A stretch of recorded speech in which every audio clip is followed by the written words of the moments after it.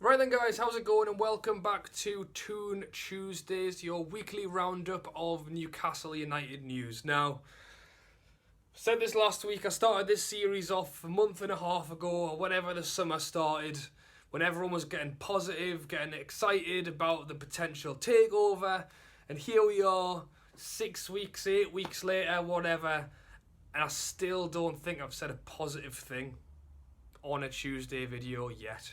And it's getting tough to continue this series, to be honest. So I'm really hoping that we get some good news soon.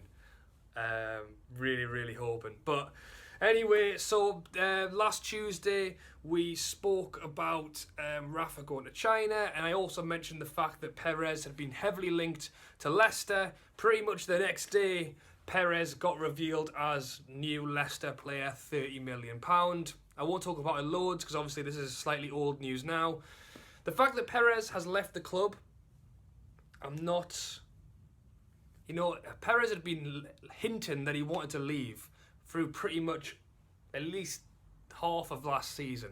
So the fact that he went in the summer, he wanted to go, he wanted to do something new. At this point, when he was saying he wanted to go, we still did have Rafa, so it's not like he's kind of jumped ship, although he has a little bit. The thing that's annoyed me about it is that what was being said, or what I thought, was that Perez wanted to go back to Spain, play Spanish football. I can understand that. And then 5 minutes later, he's going to play for Leicester. He's moved down the road, and it's a bit of a kick in that respect. So that wasn't great. In terms of money and business, £30 million. If I was playing Football Manager and someone offered me £30 million for Perez, I think I'd probably take it. I don't know what you guys think about this. I think everyone's going to have a different opinion, but £30 million for Perez, I thought that was quite a good deal. The problem is, and this is why I wouldn't have sold Perez, probably at any fee, is we aren't going to see that money spent in the transfer window. There's no point of selling a player for 30 million if you're not going to spend the 30 million. So in terms of the price we got for him, I think it's all right. The fact that we're not going to spend any of it just makes the whole sale pointless. And if you look at it, 30 million, what Rondon's worth, was it 15, 16 million? Sell Perez, bring Rondon in, spend the other half on another player. So if you think about it, but as I've said, we're not going to spend the money. So it wouldn't have been worth selling him for 100 million because we're not going to spend any of the money we've made. And now we haven't got a striker other than Joselu, who was, again, I think Joselu he works hard, all right? Joselu works hard, but I don't think he's good enough, and even he's linked away. So if Joselu goes, then we've got Dwight Gale, who again is also linked away. So we definitely need a striker. If we didn't already need one when we haven't signed Rondon, we definitely need one now. And if we don't, it's going to be Joselu and Gale up front next season, which is a very worrying thought. As for the rest of the team, pre-season training has started. End of last week through the weekend, there was pictures coming out of the players returning to the training ground. And I'm not going to lie, I actually got a bit of a buzz when I saw the pictures because, I like Newcastle United and I like football and seeing the guys back in action training. It was exciting until you start to realise in viewing these pictures, there is no Rafa Benitez. Rondon's not there. Moji Arme's gone. Kennedy, some people will probably be happy that Kennedy isn't there, but then you're looking at players we've got coming back, and I've mentioned already Dwight Gale, Colback, Lazar, Aarons. Maybe Aarons. I heard he did all right at Sheffield Wednesday, but it's almost like we've gone back in time a little bit. We were progressing to where we wanted to be, trying to kind of push a few players out who weren't really fitting in to bring in new players like Rondon, and we've almost gone back in time to what we were a year ago or even 2 years ago, which wasn't nice to see, to be perfectly honest. And then also the fact that we haven't got a manager. we do not have a manager. We have caretaker manager Ben Dawson and his assistant Neil Redfern. So, I mean, best of luck for these guys, however long they are in, because we are heading to the Asia Trophy in less than a week, and a week tomorrow we are playing against Wolves in this tournament without a manager and with a bunch of players who have all been sent out on loan because they weren't good enough, and we've brought them back into the squad. I honestly do not know what is going to happen next. I mean, on the topic of the manager as well, the new favourite is Steve Bruce. And I've seen the reaction on Twitter and everywhere else, and people are not happy.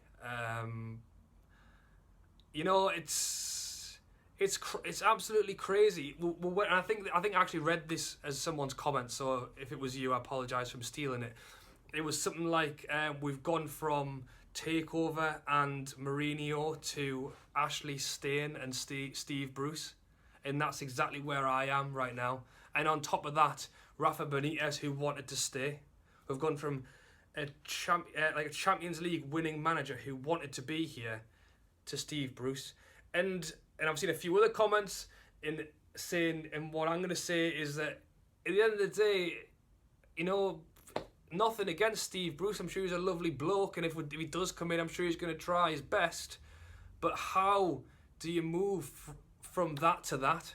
It's like I've said, it's like we've moved back through the years. The players who are coming back into training, and you know what, those players like Colback and like Aarons and whoever else may quite quickly be sent back on loan or maybe sold to the teams that they were playing at because they liked them or whatever.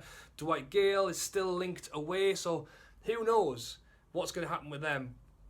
But at the same time, if we aren't buying anyone, if we start we can't really let anyone go because we've already got a thin squad as it is. Even these players coming back in is better than having an 11-man squad. You know what I mean? So there's some big issues right now, and I really can't see us signing anyone. So I think these players are going to stay. And then if Steve Bruce comes in, it's just crazy. Let me know what you think of Steve Bruce as being the favourite. I think for me, like I've said, it's nothing necessarily against Steve Bruce, despite the fact that he's managed the Mackhams and no one's happy about that. Any manager who comes in right now, unless it's a top draw manager, or even just, and I've seen a few of like maybe young, you know what Chelsea have done with Lampard. I know obviously he's a fan favourite there, but kind of looking towards the future, it just looks like we've just dipping back into the bargain bin of managers that is just swirling around the Premier League, Championship, whatever. And we've just picked another name out the hat and gone, oh, we'll try him this time. That's what it feels like. We've gone from we've gone from Champions League winning manager to Steve Bruce. Let's give him a go. That is what it is. I feel like I ranted on for a little bit there, so I'm sorry about that. But yeah, what can you say? I mean, in terms of everything that's been going on right now, if I've missed any news that you want to mention to me, let me know. I think the talking points, Perez going, I mean, that's a little bit old now, but let me know what you think about that. I mean, as I say, we aren't going to spend the money we got for Perez, so I'd really rather we hadn't have sold him. Longstaff is obviously still apparently the target for Man United at 50 million. If they came in and were going to pay him good money, would you blame him if he left right now? I mean, I really hope he doesn't, and I don't think he will.